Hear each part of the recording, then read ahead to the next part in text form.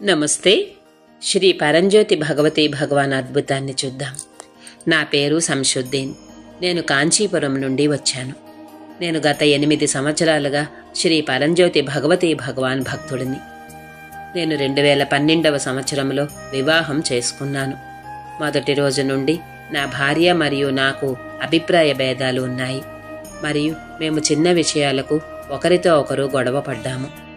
నా వివాహం జరిగిన మరుసటి రోజే నేను విపరీతంగా తాగి ఆత్మహత్య చేసుకోవాలని నిర్ణయించుకున్నాను. నేను చెంగల్పట్టు నుండి కట్టం కుల్లత్తూర్ వరకు వెళ్లే ఎక్స్ప్రెస్ రైల్ ట్రాక్ పైకి పరిగెత్తాను.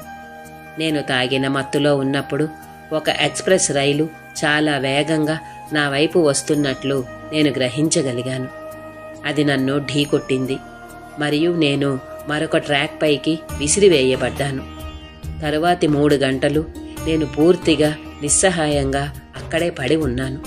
చుట్టుముట్టిన ఒక మాజీ రక్షణ సిబ్బంది నన్ను గమనించి ఎస్ఆర్ఎం ఆసుపత్రిలో చేర్చారు.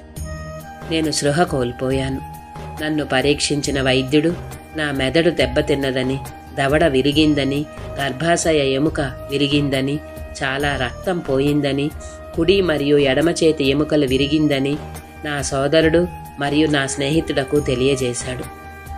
శ్రీ పరంజ్యోతి భగవతి భగవాన్ భక్తుడైన నా స్నేహితుడు నేమం వైదీశ్వర ఆలయం నుండి ఆరోగ్య తీర్థం తెచ్చి నా శరీరమంతా పూసి త్వరగా కోలుకోవాలని మరియు ఆరోగ్యం కోలుకోవాలని ప్రార్థించాడు. అర్ధరాత్రి 12:30 గంటలకు నాకు పెద్ద నొప్పితో కూడిన కేకలు వచ్చాయి.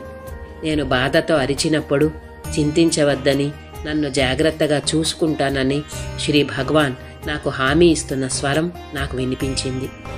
నేను స్పృహలోకి వచ్చిన తర్వాత నా శరీరంలోని ప్రతి విరిగిన భాగము దానంతట అదే నయమవుతుందని వైద్యులు ఆశ్చర్యపోయారు. ఏదైనా చికిత్స ప్రారంభించే ముందు నా శరీరంలోని ప్రభావిత భాగాలు స్వయంచాలకంగా నయం కావడం చూసి వారు చాలా ఆశ్చర్యపోయారు. చీఫ్ డాక్టర్ ఇలా అభిప్రాయపడ్డారు: మీరు చనిపోతారని మేము అనుకున్నాము, కానీ మీరు పూర్తిగా నయమయ్యారు.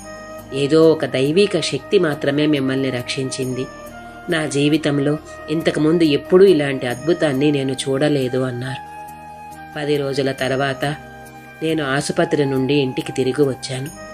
నా ప్రాణాన్ని కాపాడిన శ్రీ పరంజ్యోతి భగవతి భగవాన్కు అనంత కోటి కృతజ్ఞతలు.